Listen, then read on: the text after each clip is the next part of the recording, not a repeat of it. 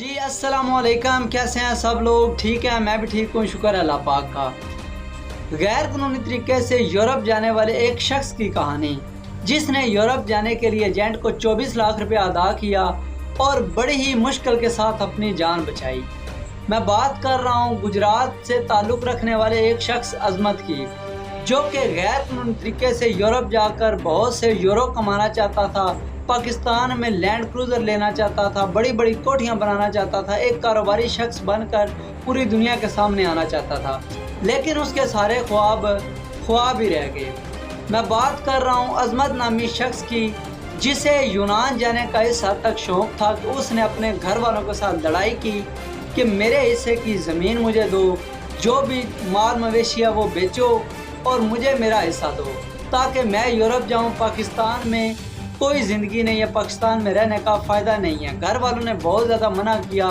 1 साल उसकी शादी को हुआ था, 2 महीने का उसका बच्चा था, मगर उसके घर वालों के मना करने के बावजूद उस बंदे ने एक एजेंट के साथ बात कर ली। एजेंट के साथ डील हुई 24 लाख रुपए की, जिसमें से 12 लाख रुपया लीबिया पहुंचकर अदा करना था और बाकी 12 लाख रुपया आगे यूनान में पहुंचकर अदा करना था। एजेंट गुजरात में से किसी जगह से था। उसने अपने घर वालों को पैसे दे दिए कि जब मैं लीबिया पहुंचूं तो आप लोगों ने एजेंट के कहने पर किसी बंदे को 12 लाख रुपया दे देना है, बाकी जब मैं बोलूँगा तब आपने पैसे देने हैं। एक बात उस बच्चे ने अपने घर वालों से कह दी थी कि मैंने जब आपको फ़ोन करके कहना है आपने तभी पैसे देने, अगर मैं आपसे बात फ़ोन पर ना करूं तो आपने किसी को भी पैसे नहीं देने। क्योंकि काफ़ी एजेंट ऐसे होते हैं कि रास्ते में गेमें पकड़ी जाती हैं, लोग मर जाते हैं, फिर भी वो कहते हैं आपका लड़का वहां पर पहुंच गया, नेटवर्क का इशू है, तो इस वजह से बात नहीं हो पा रही। तो एजेंट के साथ सारी बात हो गई।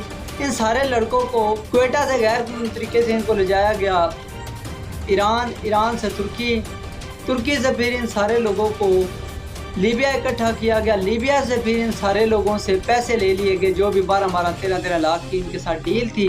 इन सारे लोगों ने पैसे अदा किए और एक कमज़ोर सी कश्ती में गुंजाइश से ज़्यादा लोगों को इन लोगों ने सवार करवा दिया। उस कश्ती की हालत काफ़ी ज़्यादा ख़राब थी। इन लोगों के कहने के बावजूद एजेंट ने इन सारे लोगों को उस कश्ती में धक्के देकर बंद कर दिया, बाहर से कुंडी लगा दी और यह कश्ती अभी थोड़े देर ही चली थी कि कश्ती हिचकोले खाने लगी और इन सारे लोगों ने शोर मचाना शुरू कर दिया कि अंदर लाइटें बंद हो चुकी हैं, पक्खा नहीं चल रहा। तो मगर किसी बंदे ने भी इनकी आवाज़ को नहीं सुना, इनकी बातों को नज़रअंदाज किया, इन लोगों के चिल्लाने को नज़रअंदाज कर दिया। कश्ती तेज़ समुद्री लहरों की जद में आ गई और कश्ती कभी इस तरफ जा रही थी और ये सारे लोग शोर मचा रहे थे कि कम अज़ कम दरवाज़ा तो खोल दो, मगर उन लोगों ने कश्ती को नहीं रोका और कश्ती आगे चलती गई। ये सारे लोग शोर मचाते रहे, मगर एजेंटों ने इनकी बातों को बिल्कुल भी नज़रअंदाज कर दिया। और ऐसा ही हुआ इस शख्स के साथ। जब कश्ती टूट गई, समंदर का पानी उस कश्ती में दाखिल होने लगा, तो इसने बड़ी ज़ोर से, इसके हाथ में कोई लोहे की चीज़ आ गई थी, हथौड़ी वगैरह, तो इसने अपने हिस्से का जो एक छोटा सा दरवाज़ा था वो तोड़ा और यह उस दरवाजे से समंदर में निकल गया। कश्ती में जितने लोग सवार थे उनमें से बहुत ही कम लोग जिंदा बचे और यह बंदा समंदर में कूद गया, हाथ पैर मारता रहा, किस जजीरे पर पहुंच गया। तो वहां से फिर इस बंदे को एक हेलीकॉप्टर के ज़रिए रिसीव किया गया और इसको कैंप में डाल दिया गया। वो कैंप था यूनान वालों का, क्योंकि यूनान और लीबिया के दरमियान फासला काफ़ी ज़्यादा कम है। तो ये सारे लोग वहाँ पर बड़ी बुरी हालत में, कुछ लोग तो वहाँ मरे हुए पाए गए और कुछ लोग जो हैं उनको ज़िंदा बचा लिया गया। उन्हीं में से ये अजमत नामी शख्स था। तो इसके घर वालों ने जब ये बात सुनी कि वो कश्ती डूब चुकी है जिसमें हमारा बंदा सवार था, तो उनको एजेंट ने फ़ोन करना शुरू कर दिया कि आपका बंदा पहुंच चुका है, आप मुझे पैसे दें। इन्होंने कहा कि हमारे बंदे से बात करवाओ, अपने पैसे लो, 12 लाख रुपया तुम्हें दिया है, कोई बात नहीं की, कोई झगड़ा नहीं किया, हमारे बंदे के साथ बात करवाओ, अपने 12 लाख रुपये लो। इस बात पर वो एग्री नहीं कर रहा था। वो कह रहा था कि नेटवर्क का इशू है, मैं आपसे कल बात करवाऊंगा, आप लोग 5 लाख दे दें, बाकी पैसे आपने कल देने हैं।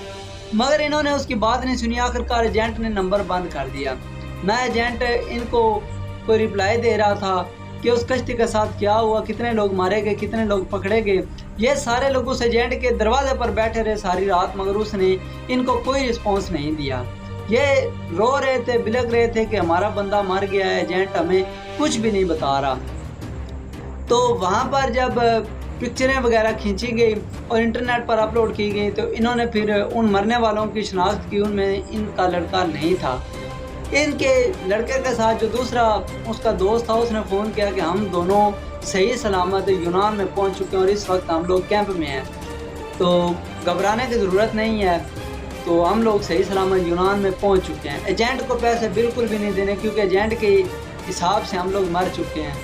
तो इन लोगों ने इस तरह की गेम की, इन लोगों का 12-12 लाख लगा और ये लोग उस कश्ती के ज़रिए यूनान में पहुंच गए। इनकी किस्मत अच्छी थी कि ये लोग पहुंच गए, नहीं तो उन दूसरे लड़कों के साथ जिसमें 30, 40, 50 या 100 लोग थे वो मारे गए, उनमें से इनका नाम भी आ सकता था। इन्होंने शनाख्ती कार्ड की और एक पिक्चर सेंड की ताकि उनकी शनाख्त की जा सके, मगर उन लड़कों में ये दोनों लड़के शामिल नहीं थे। इनकी किस्मत अच्छी थी। मगर दोस्तों, गैर कानूनी तरीके से यूरोप जाना कोई अच्छा काम नहीं है। अब वैसे ही यूरोप के अंदर जाना काफ़ी ज़्यादा मुश्किल हो गया, क्योंकि बॉर्डर्स के ऊपर काफ़ी ज़्यादा सख्ती है, कश्तियाँ पकड़ी जा रही हैं, रास्ते में कश्तियाँ डूब रही हैं। इनकी किस्मत काफ़ी अच्छी थी जिस वजह से ये यूरोप पहुंचने में कामयाब हो गए। तो अगर आप लोगों को मेरी आज की ये वीडियो पसंद आई हो तो मेरी इस वीडियो को लाइक करें और मेरी वीडियो अपने उन दोस्तों के साथ शेयर ज़रूर करें जो कि गैर कानूनी तरीके से यूरोप जाना चाहते हैं, ताकि उनको इस स्टोरी से, इस कहानी से कुछ सीखने को मिले। अगर आप लोगों ने मेरे चैनल को सब्सक्राइब अभी तक नहीं किया हुआ तो मेरे चैनल को सब्सक्राइब कर लें, बेल आइकन प्रेस करें ताकि इस तरह के इन्फॉर्मेटिव, इंटरेस्टिंग और यूनिक वीडियोज़ आप लोगों तक बर वक्त पहुँचते रहें। नेक्स्ट वीडियो तक मुझे दें इजाज़त, तब तक अपना रखें ख्याल। अल्लाह निगहबान। For more updates, subscribe to our channel, click the show links and enjoy watching the videos.